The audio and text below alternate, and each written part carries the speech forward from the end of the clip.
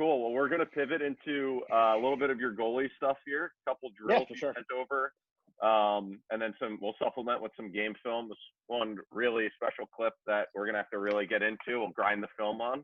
Yeah, perfect. So right here, I think this is one of the most, basic drills that I like to do, but it's really important because, if you didn't play the position and coaching it, it's tough. And there's, I'm not trying to say I'm an expert because I play it. If you can go back a little bit. So one of the most common things I see from the youth level to even college, if you stop here, is that speed turn. So the emphasis I'm trying to place here and with our guys at school and any guy I'm going to work with is the importance of keeping our chest squared the entire time. So right here, anytime that feed's coming, I teach guys to try and open up to the ball, whatever shoulder the ball goes over, to open up with that shoulder.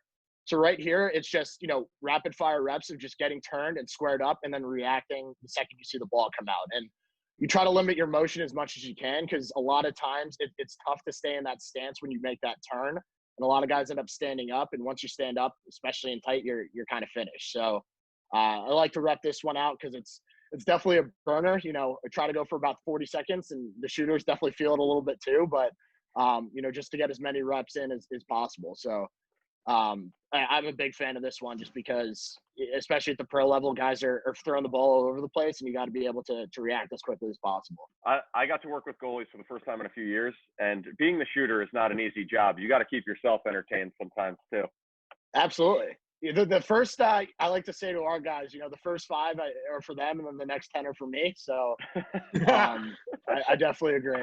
All right, let's get into the next one here. It looks like we're going a little pipe to pipage. Yeah, so it's kind of the same thing here where the emphasis needs to be placed on keeping your chest squared. So with this, I like to train our guys because I'm clearly not the tallest, 5'10" on a good day. So I like to really teach that inside step. So if you go back a little bit and try to freeze it, my first step with that left foot, you'll always see me going, not necessarily behind the goal line, but at least my heel should be touching the line. Because if you look, when I'm starting to get across, I like to say, not all attackmen, but most attackmen are dumb, especially when a goalie's coming pipe to pipe there, and they see the white of the net and they're just trying to put it short side because they think you're not there. So if you're able to open up with your chest, if you're flying across and your hands are doing their job and punching all the way across, you're going to be able to steal a couple. And I'm not expecting guys to make 80% of the saves in tight. That'd just be unrealistic. But if you can steal 1 or 2 of those a game, that's a huge difference. So being able to drop step and get that chest squared to the shooter, get beat there, but it is so important just being able to keep your chest squared the entire time. And I'll tell you, this is a little bit of a tangent, but whatever you were doing with your goalie this year at Canisius, it was working. I mean, he went from early on, he was struggling, and then he was a freshman, right? Yeah, freshman, yep. Yeah, he's also, 6'5", like 230? He's like 6'6", 215, 220. He's trying to put some weight on right now. So. All right. Well, 6'6", 230 next year when we play. Yeah.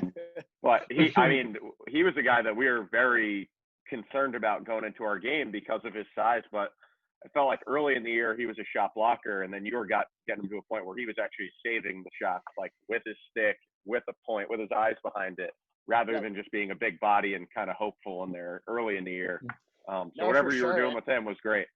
No, I appreciate that. And it's funny, with Krebs you guys having him, he was a guy where I was breaking down a decent amount of his film last year, obviously. And it was him and DeLuca where I was like, hey, Otto, you're a big kid. These are big kids. Let's watch what they're doing and kind of try to mold our game a little bit in terms of movements. And then the rest, he's got a hockey background. So I tried to equate it as much to that because that's his kind of natural brain capacity. So I tried to kind of put those into perspective for him in terms, because he was a defenseman and his sister's actually an all-world goalie herself. Wow. She's a stud. So I was kind of, in terms of athleticism wise, you're playing D, you're backpedaling, you're skating backwards and you're staying low. That's kind of a lot of the goalie position is we need to keep our butt down. So in terms of movements, that was kind of how I narrowed it down for him. And he eventually, like you said, he started to click, which was awesome for us. Very cool. I'm sure you're excited to have him back for a few more years. He's fun to work with. He works his bag off, so it's awesome.